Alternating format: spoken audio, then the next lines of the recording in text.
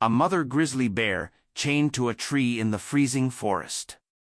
Her two tiny cubs, shivering and starving, cry out for warmth and milk, but she can't move. She can't reach them. She can barely breathe. Left there by someone with no mercy. No food. No shelter. No way out. As the temperature drops below freezing and her cubs begin to collapse from hunger, no one is coming, until one sound changes everything, the crunch of boots in the snow. What happens next will stay with you forever. Before we begin, make sure to subscribe to the channel, hit like, and turn on notifications. These true stories of courage, love, and survival are made possible by your support.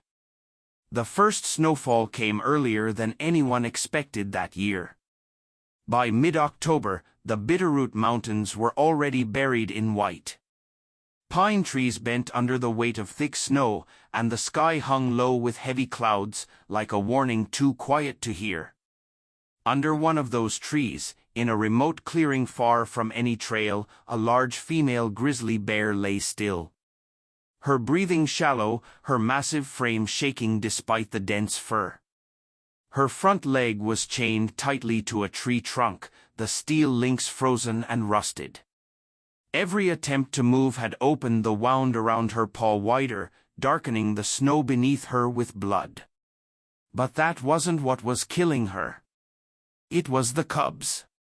They were just days old, small, clumsy, still unsure how to walk straight in the snow. They curled up against her side, pawing at her belly, trying to nurse. But there was no milk. No warmth. No movement. She growled low, barely more than a whisper. A helpless sound. A mother's cry when there's nothing left to give. No one knew how she got there. No collar. No tag. Just the chain, the kind used in backcountry trapping. The illegal kind. Someone had chained her, then left. And when they didn't return, she gave birth. The cubs tried again, climbing, whimpering. One fell face first into the snow and didn't get up right away. The mother used her good paw to nudge him closer. Her muzzle trembled. She hadn't eaten in days, and the cold was sinking deeper now. If no one came soon, she knew. 10 miles away, in a town of less than 1,000 people, someone was walking a different trail. His name was Cal Bennett, a 43-year-old forestry tech who'd grown up in those mountains. Tough. Quiet. Recently divorced. He walked the ridge behind his property every Sunday, rain or shine. That day, he brought his dog, Ranger, a golden mutt with a black nose and a tendency to chase squirrels. They were heading back when Ranger stopped dead. Ears perked. Nose to the air. Then he bolted. "Ranger!" Cal shouted, slipping in the snow as he followed. It took 5 minutes to find him. He didn't bark. Just stood perfectly still at the edge of the clearing, his head low. Cal followed his gaze, and froze. The scene didn't make sense at first. The snow. The tree. The massive bear. The chain. Then the movement. 2 tiny shapes. Moving. Climbing. Trying. "Jesus Christ," Cal muttered. The mother lifted her head just enough to meet his eyes. Not with anger. Not with fear. But with something else, pleading. Cal didn't move at first. The cold bit at his hands. Ranger stood frozen at his side. Tail tucked. Ears flat. The dog wasn't afraid of much. But this was different. The bear's eyes stayed on him. She was breathing, but barely. He could see the frost on her muzzle melting with each slow exhale. Her body was massive, but it looked fragile now, like she was already halfway out of this world. Then the cubs cried, high-pitched, desperate. Cal's chest tightened. One of them stumbled, sank into the snow, and didn't get up. The mother tried to reach him, only to be yanked back by the chain with a clank so sharp it echoed through the trees. He stepped forward, just one boot in the snow. The mother growled low, warning, but not threatening. He pulled Ranger back by the collar. Stay. The dog didn't fight. Just whimpered. Cal dropped to one knee behind a fallen log, eyes locked with the bear. What the hell happened to you? He whispered. He didn't have a gun. Didn't need one. What he saw in her face wasn't violence, it was resignation. He pulled his phone from his jacket. No service. Not even a single bar. And no one would be out here again for days. His truck was parked a mile and a half away. He could hike back, call for help, wait for the wildlife team to respond, but they'd never make it in time. Not in this cold. Not with 2 starving cubs and a bleeding mother. They'd be gone before sunset. His breath clouded in front of him as he muttered, "Damn it, Cal." Then he stood. Moved slowly. Step by step. He took his gloves off, held his hands out, palms forward. "I'm not here to hurt you," he said softly. The bear didn't growl this time. Didn't move. Closer now. 15 feet. He could see the chain, a heavy iron length wrapped around the tree trunk twice, bolted with a rusted clamp. There was no lock. No pad. Just pressure. And time. And cruelty. And her leg, swollen. Torn. Bloody. She was dying in place. One cub tried to climb her again, pawing at her side. But she had nothing left to give. And Cal knew it. He turned and jogged back through the trees. Fast. Tripping once. Nearly losing his phone in the snow. He reached the truck in 15 minutes, radioed the station. No one answered. He tried again. Then again. Finally, he grabbed a tarp, a blanket, rope, bolt cutters, and a first aid kit. Then sprinted back, adrenaline drowning the cold. When he returned to the clearing, she hadn't moved. Neither had the cubs. But one of them was barely twitching now. "Hold on," he said to the air. Then he dropped to his knees beside the tree and began to cut. The bolt cutters weren't sharp. They were old, dulled from years of fence repair and tree work. But Cal worked with them anyway, his hands trembling as he pressed the jaws against the rusted clamp around the bear's leg. Every second felt like a gamble. He was kneeling beside a full-grown grizzly. Even weakened, she could rip his arm off with a single swipe. But she didn't. She didn't even flinch. Her eyes stayed on the cubs. She let him work. The chain let out a horrible screech as it bent under the pressure. Snow fell from the tree above with the vibration. The cubs whimpered again. One of the cubs tried to crawl, dragging a limp hind leg. Come on, Cal muttered, leaning his full weight into the handle. Then, crack. The clamp snapped. The chain unraveled from the tree with a clatter, and still, she didn't move. Cal backed up fast, stumbling into the snow. The bear shifted, not toward him, but toward her cubs. She stood shakily, painfully, and limped forward, dragging her injured leg. The broken chain still clung to her ankle, clinking softly with each step. She reached the cub, who had fallen face first into the snow, and licked his face. The little one stirred, moved, squeaked, and for the first time, Cal saw the mother's shoulders relax just a little. He stayed completely still, watched, waited.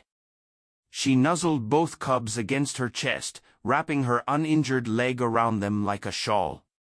Her breath puffed steadily now, no growl, no panic, just presence.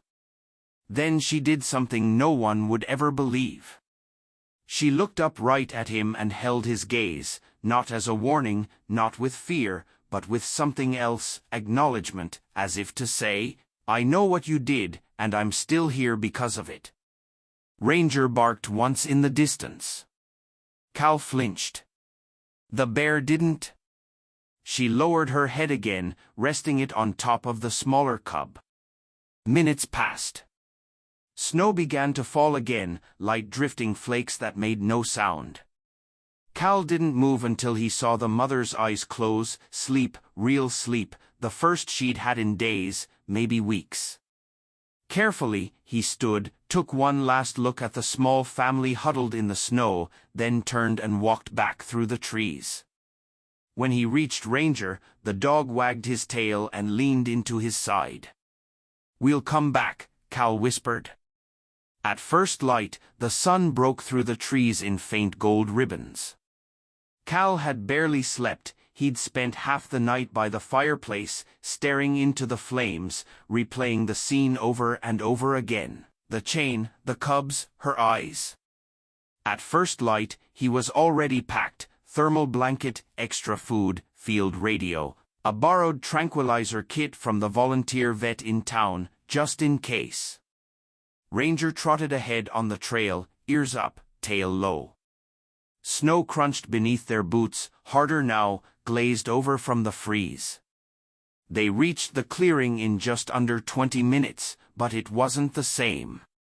The spot where the bear had lain was empty. The snow was flattened in a wide circle, marked with deep claw impressions. The chain lay coiled like a dead snake nearby. A drag mark, wide and messy, stretched. He stepped closer, scanning everything. Then he saw it, a puddle, small but fresh. Blood. No, he muttered. No. No. Ranger whimpered softly. Cal followed the drag path, leading toward the edge of the trees. There he found tufts of fur, claw marks, signs of struggle, and a single cub curled tightly against the base of a tree. It was Scout, the stronger one, breathing shallowly, his tiny sides rising and falling in rapid, panicked bursts. His face and paws were flecked with blood, not his own. The other cub was gone, and so was the mother. Cal knelt beside him. The cub didn't move, didn't cry. He just opened one eye and looked straight through him, like his mind had gone to a place far from here. Hey, Cal whispered. I got you, little guy. He reached into his coat, pulled out the emergency blanket, and gently wrapped it around Scout's trembling frame. The cub whimpered once, then went quiet again. A sound echoed from the trees, low, drawn out, a groan, a growl. Not a bear. Not a wolf. A voice. Cal froze. He stood slowly, ears straining. Then, again, faint, but clear, over here. Voices, more than one.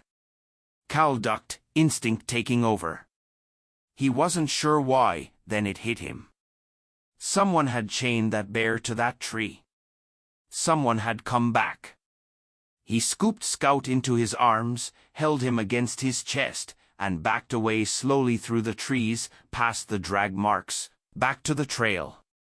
Once he was far enough, he turned and ran back to the cabin. Cal called the ranger station again.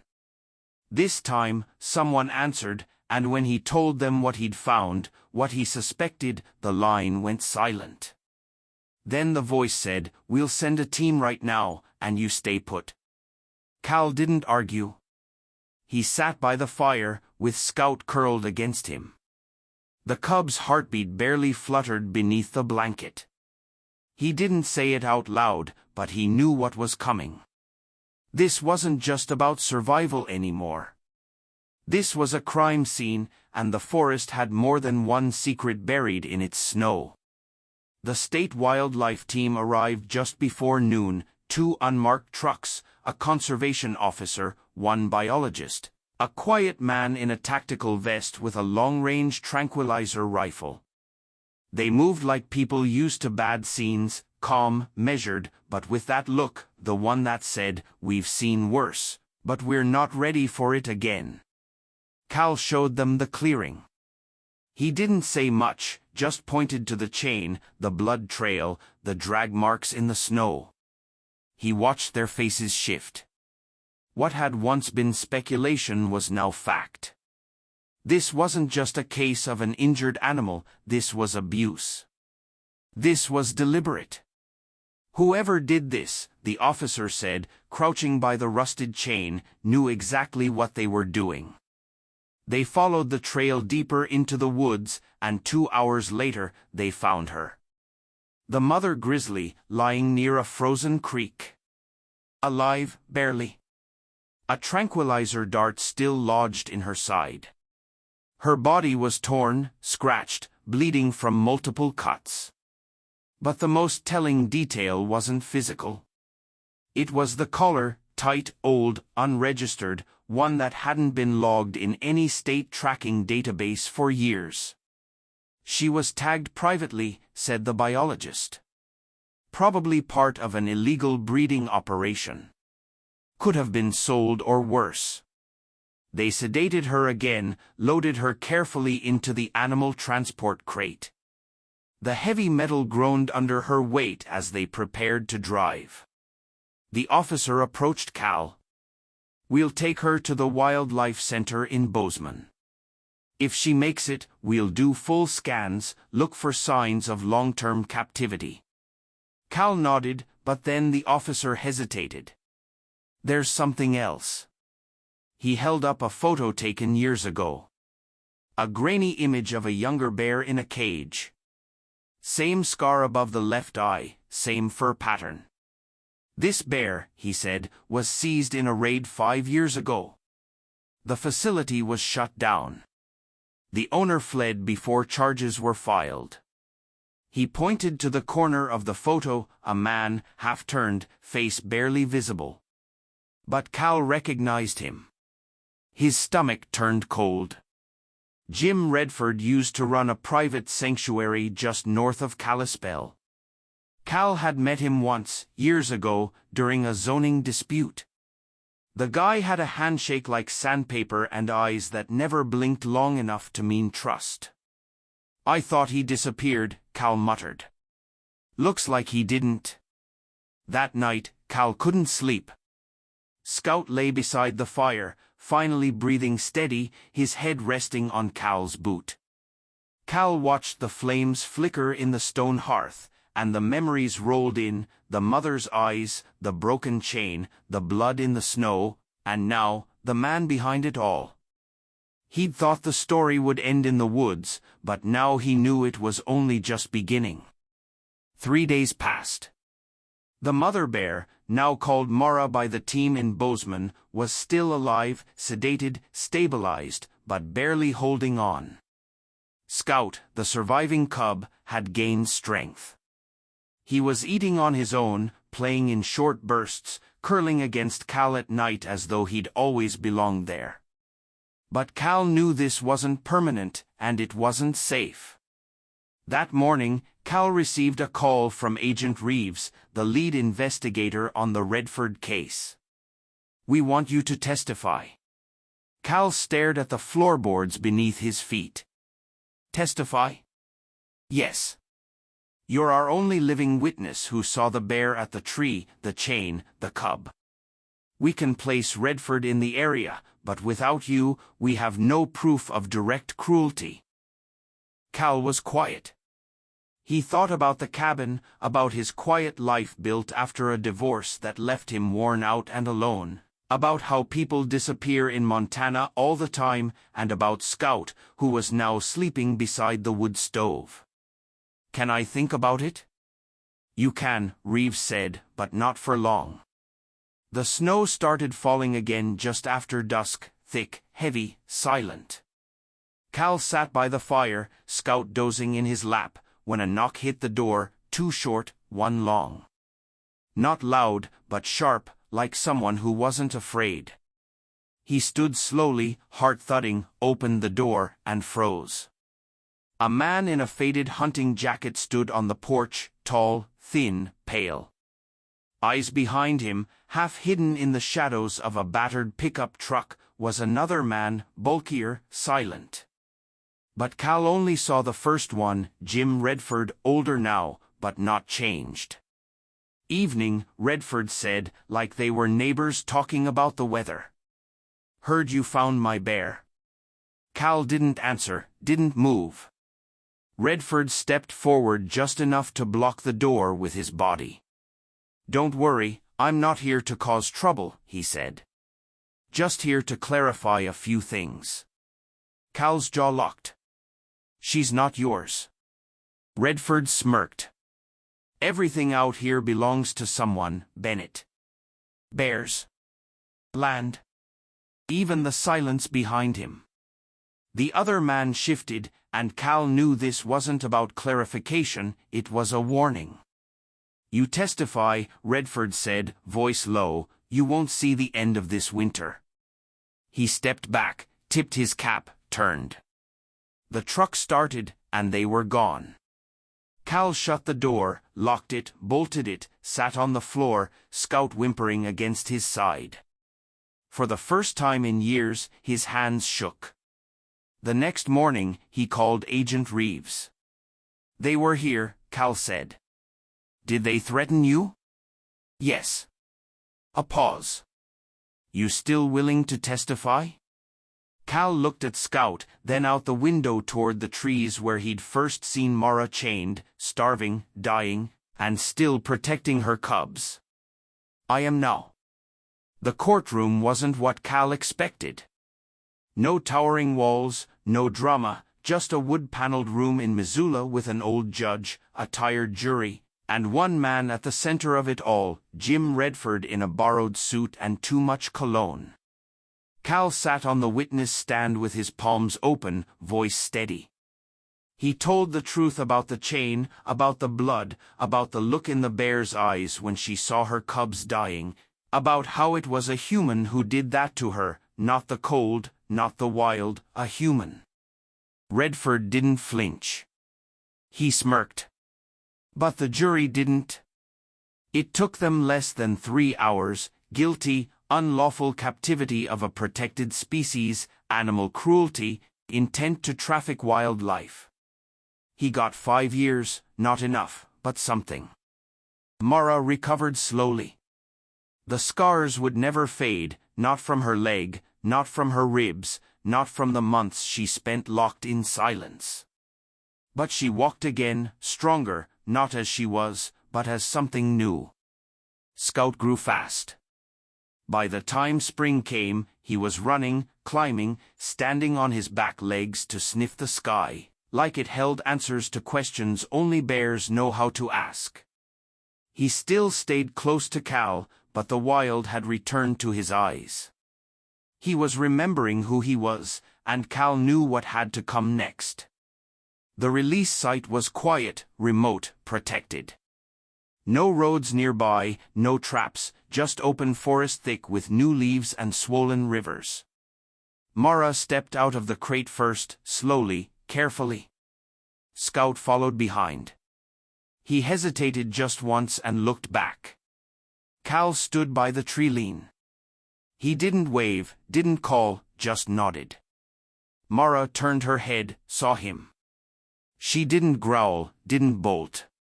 She looked long and steady, then gave the faintest tilt of her head, a gesture that meant nothing and somehow meant everything. They disappeared into the trees together. That night, Cal sat on his porch with a coffee that had long since gone cold. Ranger curled at his feet. The mountains were quiet again, but something had changed, not just out there, in him.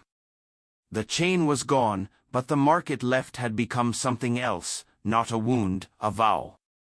If they come back, ever, they'll find me waiting.